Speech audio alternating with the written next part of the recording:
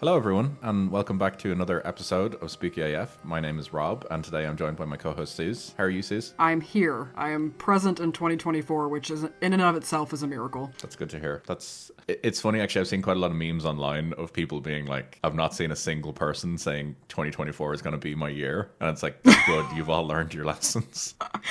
I mean, I'm still of the belief. I don't know about you, but I vividly remember like the first lockdown, and then after that, everything is just nonsense mush. Yeah, so I remember us going into 2020 and you and I talking about how 2020 was going to be our year. Because I made that sign with and the...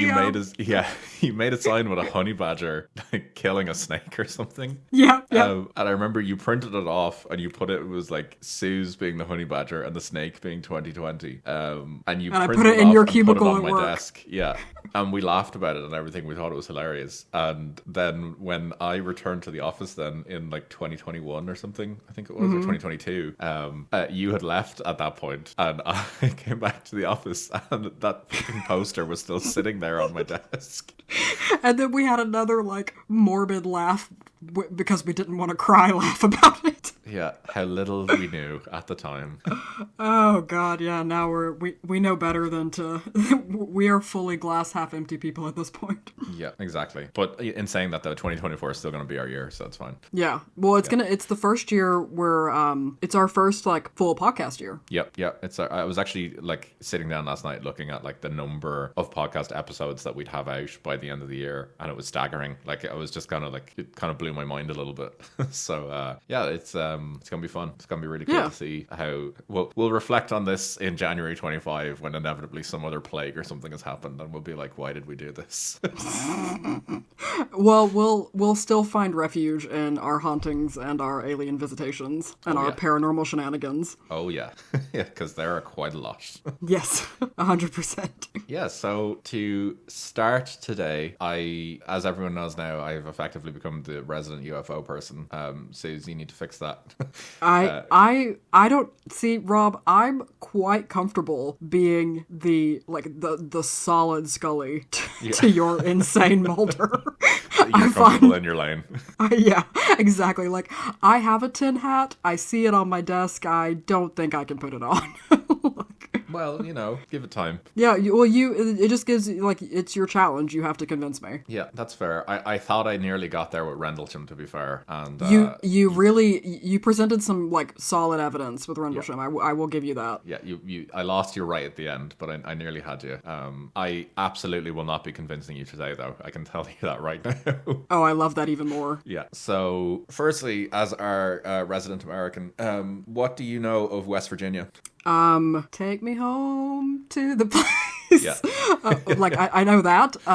Apologies for my terrible singing voice. I know, like, Appalachian, like, mining country. I don't think it's I think it's kind of a poor state overall. Cool. Yeah. I've never been there, but, I would assume, I would kind of assume, like, a Rust Belt kind of vibe. Am I right? I believe so, from what I've looked into. That's pretty much exactly what I knew as well. So, we're lots we're of both on forests. Lots of forests. That's the thing. Yeah, because I was like, if he's talking aliens, then there's got to be some forest involved. Yeah. So that's So today we're in West Virginia, specifically September 12th, 1952, West Virginia. Ooh, okay. That's gonna be rural as fuck. Oh yeah.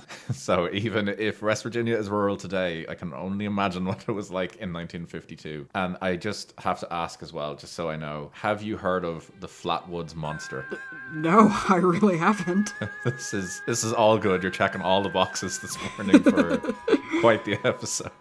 Perfect. So, as I said, we're in West Virginia. The year is 1952, specifically September 12th. At 7:15 p.m. I'm coming at you with exact times today. Jesus, all right. Yeah. Two brothers, Edward and Fred May, and their friend Tommy Heyer, were just, doing their thing, being, I believe, teenagers, just, doing teenage things. I'm assuming 1950s, they're probably smoking already.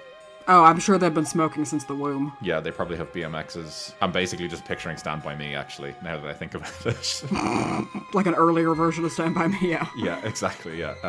Just doing West Virginia things, basically. Yep. So the three boys, they are outside. They see this bright object in the sky. Curiously, they don't know what it is, and as they're looking at it, they begin to feel this sense of dread. They don't know what's going on, and they see this object streak across the night sky, leaving a trail, as what I just saw described online as leaving a trail of curiosity and fear in its wake. Oh, well, can't be that description. Yeah. So people did not know what this was. They gathered that the object went in a certain direction, and they could kind of like figure out where it went based on its trajectory. The accepted view at the time was that it definitely seemed to land or crash. They weren't certain, but it made landfall. So the boys went to the home of Kathleen May. Mm-hmm. And they told her their story, and clearly they seemed to convince her enough, because based on their conversation, she was swayed and agreed to go with them, along with another local kid, Neil Nunley, and Ronnie Shaver of the West Virginia National Guardsmen. These are some proper 1950s West Virginia names. Oh, for like, sure. Yeah. It sounds like you're making them up. Oh, I know, yeah. Oh, apologies. The boys were Neil Nunley and Ronnie Shaver, and then there also happened to be a West Virginia National Guardsman called Eugene Lemon. Oh, fantastic. Yeah, and he was there as well and decided to assist them. And he agreed that he would accompany the boys and Kathleen to locate whatever it was that they had seen. Mm-hmm. So they seem to surmise that the object seemed to land at the property of a local farmer, whose name is G. Bailey Fisher. So Farmer Fisher, or the Fisher farm, I'll accept either. So Farmer Fisher's farm, they agreed that's where it landed. The boys were certain of this, and they said, look, let's go, let's have a look. National Guardsman, I'm assuming he probably has a gun because he's a National Guardsman, and it's West Virginia, so they probably all have guns, actually. Oh, yeah. They decide to round up and head out hunting for whatever it was that crashed or landed. So they fully buy into the boys' story. They're oh yeah, that's what I'm saying. Like, they are like, the boys are clearly like quite convincing, because there was no question about this. They were just like, yeah, you clearly saw something. They fully bought into it, whatever it was. Whatever the boys said or whatever they did, I don't know, but they were clearly, they said enough, or said the right words, that they all believed them, all these adults. I mean, to be fair though, it's not like they're not like missing an episode of Gogglebox or something. Like, they probably didn't have much to do on an evening. That is very true, actually. Now that I think about it, maybe they were just like, well, what the fuck else are we gonna be doing? Yeah, that's actually a valid point. I hadn't actually considered that. So, or yeah. They could just be they could just be a village of people like us, like paranormal looky-loos. You know what? That could be the case as well. These could be a bunch of paranormal investigators in this town that are like, no, do you know what? We're going to get to the bottom of this. Yep. To be fair, 1952, this is what, like 5 years post Roswell. Roswell was 1947, I believe. So, yep. Like, this is like peak UFO time. Like, all the like magazines and stuff at the time was about like flying saucers and men from Mars and all that sort of stuff. So yeah. No, it makes sense. Okay, I'm on board with the. It just took me aback. I was like, oh, it because you would think like two boys coming up being like, I saw something in the sky. Like, it would be take a bit more convincing, but all right, I'm on board. The whole town's into it. Let's go figure it out what it is. Brilliant, yeah. And I also love the accent you dropped in there real quick, so I appreciate that as well. I'm not sure if I'm allowed to, and so I chose not to. Oh, I want to state on the record that I have no idea how people sound in West Virginia, really. So that was just my interpretation of a vaguely southern accent. It's canon now. It's lore on the podcast. That's what West Virginia people sound like. Okay. Yeah. So actually, funnily enough, based on our podcast stats, total segue, we actually do have a listener in West Virginia. Oh, fuck yeah. Okay, well, we might not after this one. Yeah, so we've either done them justice or offended them, and either way, I apologize. Exactly. 100%. So let's go back. So we're here. The boys have seen this light streak across the sky. They believe it's landed at the property of Farmer Fisher, and they basically round up a squad of the like 5 boys at this point, and the National Guardsman. Yep. Eugene Lemon, by the way, fantastic name. Oh, yeah. Yeah, well, like regardless of his rank, like he's either like Private Lemon or like Sergeant Lemon. Colonel Lemon. Yeah, General Lemon. So Lieutenant Lemon. Yeah. He's probably just thinking it's communists invading, so he's just like fully prepared for war, obviously. Yeah. So yeah, they go to the farmer's farm, Fisher Farm, and they start to investigate. The group are looking around, they don't really see anything, and they decide to walk to the top of a hill so they could maybe get a better like vantage point of the area and see if they can kind of spot anything in the darkness. So yeah, at this point, like as I said, yeah, it's 7:15 p.m. in September, so I'd imagine it's probably dark at this point. Yep. So it's both probably a help and a hindrance, because if something is, say, on fire, they'll see it in the darkness easier. But if it's not, then, you know, you're in for a bad time. Right. So as they approach the top of this hill, one of the boys, Neil Nunley, he kind of lets out a shout and lets them know that he sees something. He thinks he says it's a pulsing red light in the distance, and the group kind of like converge on him, and he's like telling them like, yeah, no, I see it over here. Like it's a pulsing red light. It's off in the distance there. So they decide to walk a bit closer towards the light because they all start to see it then. And Lemon, the National Guardsman, he has a flashlight with him, and he decides to point the torch in the direction of the pulsing red light. And as the light beam moves across the darkness and makes its way towards the pulsing red light, they momentarily claim that they saw a tall, quote, man-like figure with a round red face surrounded by a pointed hood-like shape. Okay. Oh, wait a minute. All right, so repeat that. So red face, tall, pointed what? Yeah, so the quote is, a man-like figure with a round red face surrounded by a pointed hood-like shape. I mean, I don't want to say it, but pointed hoods are not a good sign. I hadn't even made that connection. I'm just, like that, unfortunately, coming where I come from. This is 1950s West Virginia. Yeah. Yeah. I mean, alien wouldn't have been the first thing I thought of. And not the scariest thing, flew walking around. No, not by alien would have been a gift. Did I just break you? I had not even remotely made that connection. Yeah. Curious that he also described it as a hood-like shape. That was his first description. Yeah.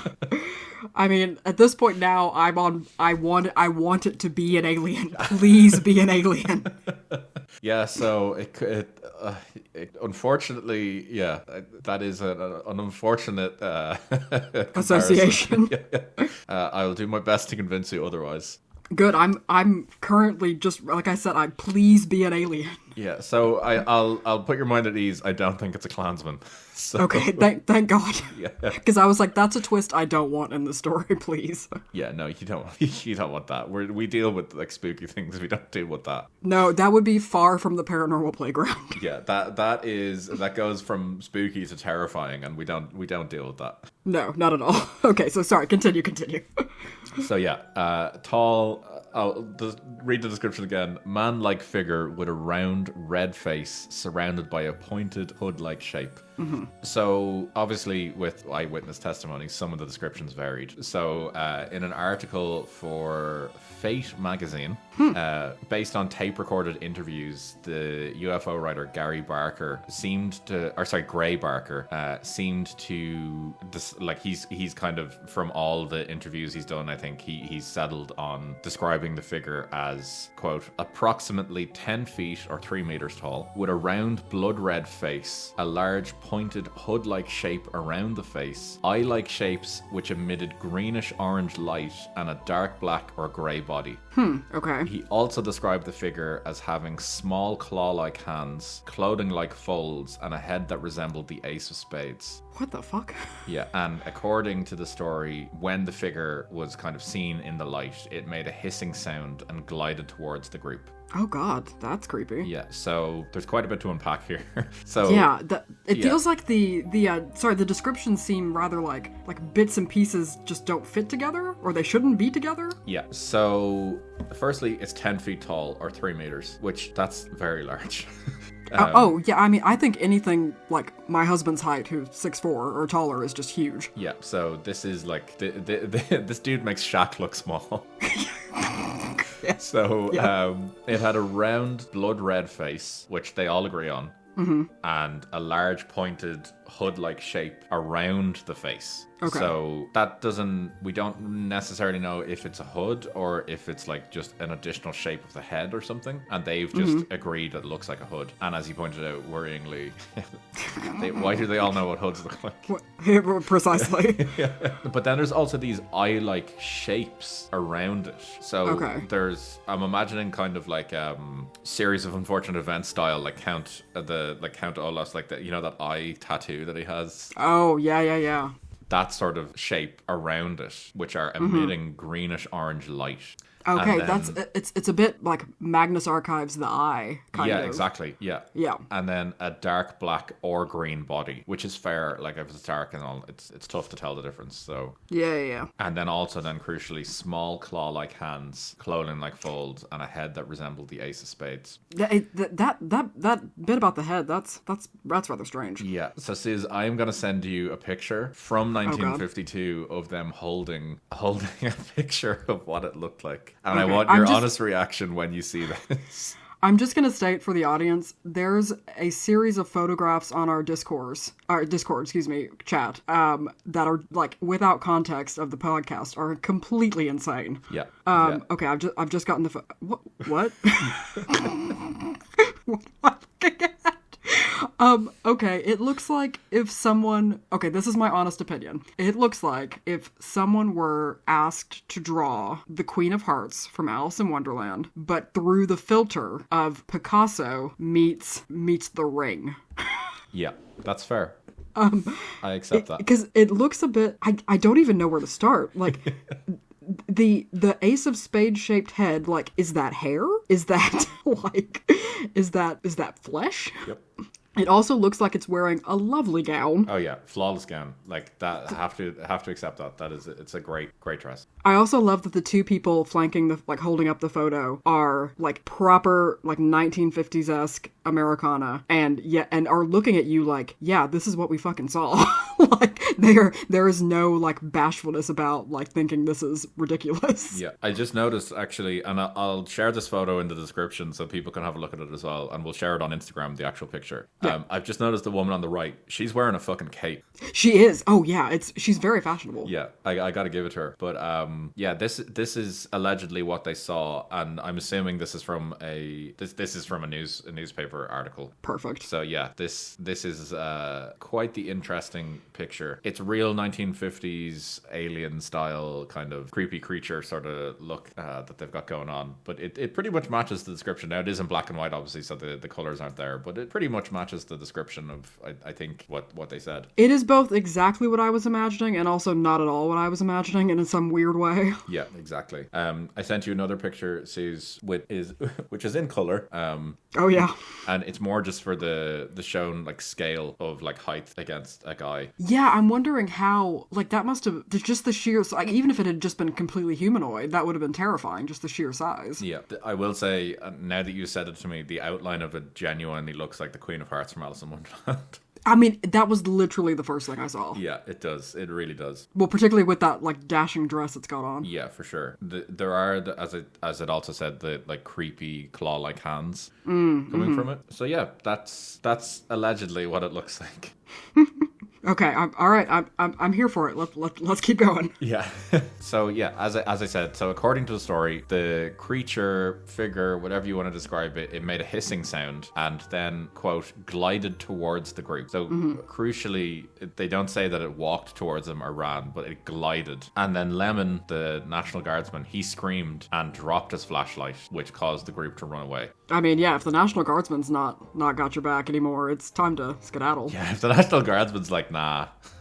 Like, if Lieutenant Lemon is not on board with this, it's time to go. Yeah, exactly. So yeah, it's gonna be a no from me. So then, yeah, moving on. The air itself, as they said, was charged with an otherworldly energy, as they described a hissing or sizzling sound, which was then accompanied by a noxious odor that hung thickly in the air. Oh, okay. So the atmosphere then seemed to change. It became surreal as they described, a pungent mist. Gross. Seemed to like envelop the witnesses as they tried to run away. Okay, can I ask for a pause just so I can to kind of recap? So yeah. These boys this is like the creature that they're seeing is purportedly the source of this pungent mist and they're assuming is what they saw like in the sky. Yeah, that's like, what they're assuming. Okay. Yeah. Okay. No, I'm with you. So they don't know.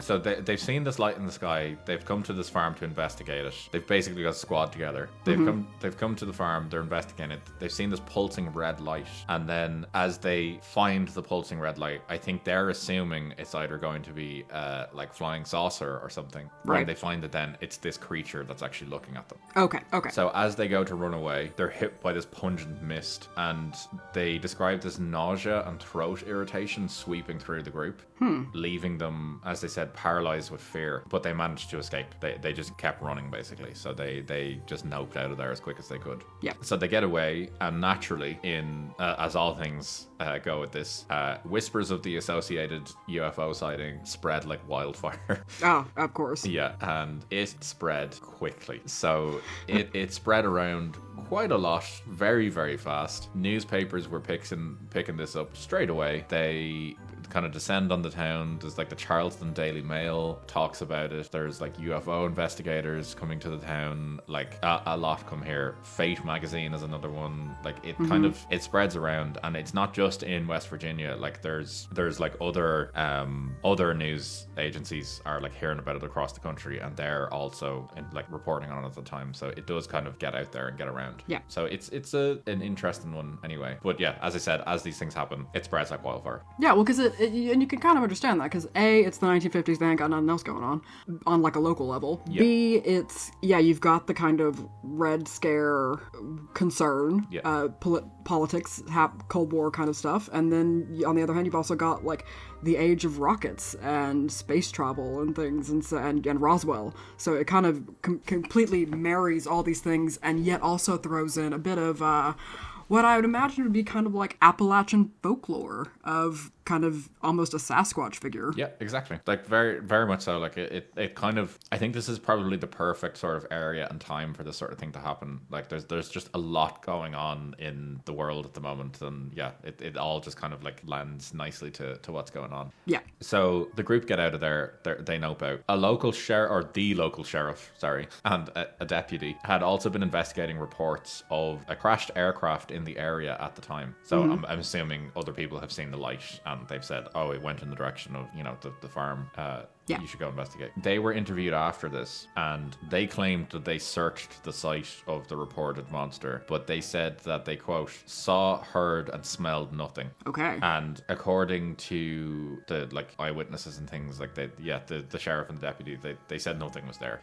The UFO writer that I talked about earlier, Gray Barker, he claims that the next day, A. Lee Stewart Jr. Of the Braxton Democrat wrote and claimed to have discovered skid marks in the field, and as he said, an odd gummy deposit, which he attributed as evidence of the saucer landing. Oh, so now he's like, there's a ship. Yeah, so no one has seen a ship. No one has. The only thing that's been seen is this light and then this creature. Right. No ship has been seen, but they accept that the skid marks and this gummy deposit on the ground are evidence of a saucer landing, and they themselves use the term saucer. So yeah, there's kind of, people are adding to the story as it's going. So it's gone now from a light in the sky to a 10-foot monster to now a flying saucer landed and then took off again. Okay. Yeah, so that kind of ends the story there effectively. So I've seen there was a news editor online, I think his name is Holt Byrne. He says that newspaper stories were carried throughout the country, radio broadcasts were carried on large networks, and hundreds of phone calls were received from all parts of the country. And the National Press Services actually rated the story number 11 for the entire year for the entire nation. Ooh. And a minister from Brooklyn came to question the May family, and apparently was like agreed that they were telling the truth.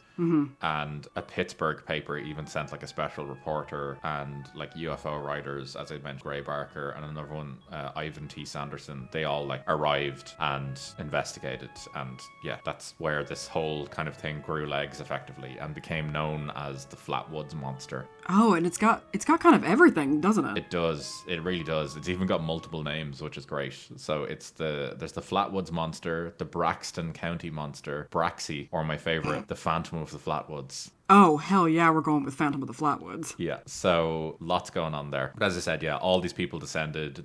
I don't know why a minister decided to come from Brooklyn, but yeah, he questioned the family and I think said that they were telling the truth. And as I said, the newspapers descended, which is the source of that picture I sent to you. So like it is making national news. Like it's spreading across the nation, especially on like radio and things like that. Like it's really spreading quite a bit. Yeah. So that kind of concludes the story. So the actual events of what happens. So I'm going to check in with you first before I continue on with some potential explanations. So what do you think of this so far? Well, the story is intriguing in that, but also kind of the wide variety of things going on kind of lends itself to my skepticism. Yeah.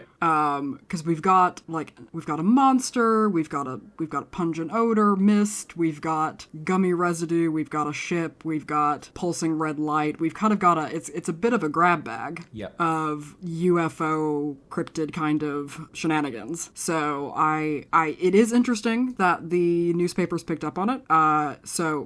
Interesting but unsurprising. And that people gravitated toward it. But, I remain to be convinced in any particular direction because to me, it seems like it's got too much going on. Yeah, that's fair. I get that. That's more than fair. But again, I'm willing to suspend disbelief as I usually am. So I'm keen to hear your thoughts. That's fair. I'll save my thoughts till the end. Okay. So I'll go into some, as I saw described on the Wikipedia article for it, as conventional explanations. Oh, okay. So I think we know what the main explanation is that it was an alien. Yeah. So in 2000, so this is still going on 48 years after the event, Joe Nickel, who is a member of he's a skeptic and an investigator of the paranormal. So is he like a Dr. Strand type figure? Yeah, so he's literally a member of the Committee for Skeptical Inquiry, or as they're known, CSI. Oh, fuck, that's awesome. Yeah, so they're a non-profit organization which seeks to promote scientific inquiry, critical investigation into the paranormal and all things strange. Okay. They sound very cool, actually. They also have a great logo that was clearly created in around 2001, and they've stuck with it. So I respect that. They, after investigating, Joe Nickel concluded that the bright light in the sky reported by witnesses was most likely a meteor, and that the pulsing red light was likely an aircraft navigation or hazard beacon. Right. So you know those kind of like lights in the sky, like the lights on the ground for the like flashing lights to let aircraft know that they're approaching the ground. Yeah. He kind of surmises that because it was potentially on a farm, you could have those sort of lights there. It would make sense. And he also says that the creature described by the witnesses is most likely an owl. Okay, no, wait a minute. Yeah. So... Okay. I'm sorry. Yeah, so he suggested that witnesses' perceptions were distorted by their heightened sense of anxiety, and that what they described was most likely a barn owl. Okay. Wait a minute. You've broken me. I'm sorry. As someone with generalized anxiety disorder who experiences a lot of anxiety on a daily basis, I have never been so anxious that I've mistaken something the size of a barn owl to be 10 feet tall. Well, Suz, have you ever gone to investigate a UFO? No, but But that just seems so, like, I've never seen something that is reminiscent of a Queen of Hearts clansman with red eyes and a red face and claws, and thought, owl. Yeah. So I'll send you a picture of a barn owl if you want, so you can see where he's going with this. Oh no! I've seen Labyrinth enough. I'm fully on board with what a barn owl looks like, but I just So he's it's the size. Yeah, so he's basically saying that because they were in this like heightened sense of like anxiety and fear and things like that, that there was probably just a barn owl in a tree. Okay. And that he's saying that the barn owl's like claw-like hands are its talons, and its face is shaped like the Ace of Spades. I mean, in a very vague kind of way, I suppose. I agree. But yeah, so what he's saying is that it could have been in a tree. They're all kind of worked up, they're anxious. Okay. They spin the torch around, look into a tree, and there's this barn owl staring at them, and that they all basically just panic. Okay. And that it gliding towards them was probably it just flying off the tree. Okay, I guess. So that's his explanation. So he goes on then and says that on the night of the sighting, a meteor had actually been observed across 3 states, Maryland, Pennsylvania, and West Virginia. Mm-hmm. And according to him, I don't know how he discovered this, but according to him, three flashing red aircraft beacons were also visible from the area of the sightings. Okay. Which would account for descriptions of the red light and a red tint on the face of the supposed monster. I don't know about that. I am a bit more skeptical around that, because either an aircraft is like flying quite low in the sky to be able to cause a red pulsing on the ground, in which case you would hear it, I would assume. And you'd be like, oh, that's a plane. Or it's flying so high up in the sky that you can't hear it at all, and there's just a faint red light coming. I don't know. I'm not convinced by that, but that's what he's saying anyway. Okay. So he then concludes his investigation by saying that the shape, movement, and sounds reported by the witnesses were also consistent with a silhouette, flight pattern, and call of a startled barn owl perched on a tree limb. Fuck it, alright. And he said that the researchers basically concluded that the foliage beneath the owl may have created the illusion of the lower portions of a creature described as being a pleated green skirt. And the researchers also concluded that the witnesses' inability to agree on whether the creature had arms, combined with May's report of it having small claw-like hands which extended in front of it, also matched the descriptions of a barn owl with its talons gripping a tree branch. Okay. So I don't know. Another skeptic, Ryan Haupt, says that the tracks that they saw on the ground, remember those skid marks that they talked about? Yeah. He supposedly interviewed a local boy at the time, Max Lockhart. Mm-hmm. He claims that he drove around the area hoping to see something in his Chevy truck, and that by him doing this, the paranormal investigators basically concluded that the tracks were the oily residue and bits of rubbery substance basically left from the truck. So I don't know about that. And then he says then that the nausea reported by some of the witnesses was a symptom consistent with hysteria and overexertion. Oh god, it's always hysteria, isn't it? Yeah. So I mean, okay, don't get me wrong. I am on the skeptic side here. I fully believe that it's 100% explainable what was going on. However, the things that they've come up to explain it are not the most convincing, in my opinion. That's exactly how I feel about it.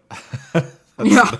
I don't think it was a monster or an no alien, but like, lads, come on. Like a barn owl. Like, come on. So I think what kind of gets me on this one is these locals live here. So if there's barn owls around, they know what a barn owl looks like. Yes. Like, they're gonna see a barn owl. They're not going to be thinking it's like this red creature that's 10 foot tall and is like hissing at them and emitting this like noxious smell and everything. I don't know. That for me, I don't think it's just not a very solid explanation. I accept the meteor because that's very clearly what it was. Yeah. Well, I think we're both of the agreement that it's completely explainable, but what they've come up with is not what it should be. Yeah, there's a lot of like, there's so much kind of just like coincidence to it, where it's like, oh, there was a plane flying overhead and it would have had a red pulse coming off it and it was visible from the site. But I don't know of any red pulsing lights off planes that at a cruising altitude would be bright enough to light up the ground below them. Yeah. So I don't know. Like, it's almost like it's like they're trying to find multiple bits to fit into the story. They're trying to prove it by finding multiple explanations. Yes. But yeah, I look. So that kind of ends it there. So the officials in Flatwood afterwards, they erected a welcome sign which designated the town as a home of the Green Monster. Oh, great. And the town also commemorated the legend in its annual Flatwood Days festival. I swear, any small town in America will grab onto the paranormal as like a cash cow in any way it can. Oh yeah, for sure. So actually, in the town of Sutton, which is in Braxton County, there's the Flatwood Monster Museum, and it's dedicated to the legend. And then the Braxton County Convention and Visitors Bureau also built a series of 5 tall chairs in the shape of the monster to serve as landmarks and visitor attractions. I'm going to send you a picture of the chair. Okay. I need that. Oh my god. Yeah. That looks even more like the Queen of Hearts. It does. And yeah, the Bureau rewards visitors who photograph all 5 chairs with stickers that say Free Braxy. Okay, I'm officially making this a stop on our eventual trip to the US together. Yeah, it's pretty. I want one of those stickers. Yeah. So for anyone, I'll put this picture in the description as well. This is a large chair, like big fuck off chair that I'm assuming it's supposed to make it like look that it's towering over you when you sit in it. Mm-hmm. It is just this alien straight out of the 1950s with this big red face on it. And some sort of like bluey silver like armor, all I can describe on it, and a utility belt. And a flowing green skirt. Yeah, just chilling there. So yeah, it's a weird one. But yeah, there's the town loves it basically.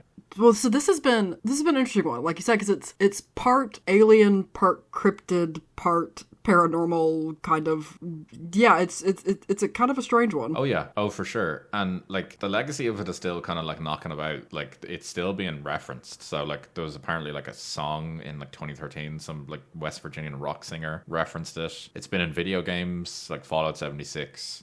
Oh, right. And there's been documentaries made about it. And the crown of it all, it featured in a History Channel episode from the Project Blue Book series titled The Flatwoods Monster.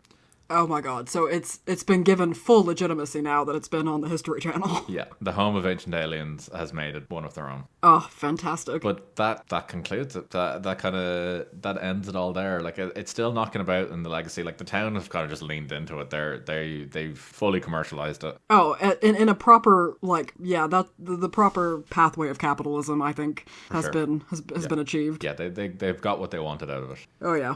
And you know what? I kind of respect him for that. I'm on board with it. Yeah, it was the same as what we saw in Aurora as well, where they set up like the like museum and the giant UFO that they constructed in the town and stuff. So. Oh yeah, and the Marfa lights and like the Mothman and all that. Like it's. Oh yeah. Yeah, they know what they're doing. This is like standard small town America. Let's build a museum to it and then charge people probably like $20 to enter it. Oh yeah, 100%. But yeah, that ends there. It's a weird case. I really enjoyed reading about it, but it is bizarre. It really is, and it leaves. I think the explanation leaves as much to the imagination as the purported paranormal sighting. Oh yeah, 100%. Like it's so funny because clearly the town just like they've just decided to just completely lean into it and they're perfectly fine with it. Yeah. Like they're fine with it. They know what they're doing. So it's yeah. Like when you look online, anyone who's listening, like if you just go onto if you just Google Flatwoods Monster and then just go into images, there's just so many drawings of what the Flatwoods Monster looks like. It's bizarre. It's absolutely bizarre. But I love it. I'm all here for this just weird story. It's just so strange. Oh yeah, and coming out of the 1950s as well. It just seems appropriate in time and space and everything going on. It's like the perfect culmination of 100 different cultural and political and social things going on at the time. Well, that's it. And what I love is just they can't decide if it's an alien or a monster. Well, that's it, isn't it? Like, is it from, like, was it in a ship? Is it itself a ship? Is it, like, what is happening? Yeah, it just, like, it's bizarre, but it's a fun case. I loved it. And it's, like, just such a quintessential, just, like, 1950s, like, monster story, basically. Absolutely. No, that was great. I really enjoyed that. Yeah. I'm glad you enjoyed it. But yeah, so that concludes it. Yeah, we're at the end now of the Flatwoods Monster, another just bizarre creature covered. I was very excited to discover other references to creatures while I was investigating this, so I now have a list. Oh, 100%. Yeah, like, this has given me ideas for other things as well. So I think this is good fodder for future episodes. Oh yeah. This is going to contribute to many a case going forward. I can't wait to hear about them. Yeah. But yeah, that ends it there, guys. I hope you've enjoyed this one. If you have your own stories that you'd like to send in, you can get to us on Instagram at the spookyaf pod. I think that's basically where we're most active. And we also have Gmail address if you want to email us, the spookyafpodcast@gmail.com. Yeah, send us in your stories, send us in your experiences, and we'll be more than happy to read them out, I'm sure, at some point. I did little teaser for a future episode. A listener did send me their experience with seeing shadow men while they experienced sleep paralysis. Oh, I love that. So I have a written account that I will be sharing at some point. That's fantastic. Excited to read it. But yeah, I hope you all enjoyed this episode, and you know you've gotten your dose of spooky for the weekend, and that's it from us, guys. I as I said, I hope you have a good weekend, and we'll see you in the next episode. Take it easy, guys. Bye, guys.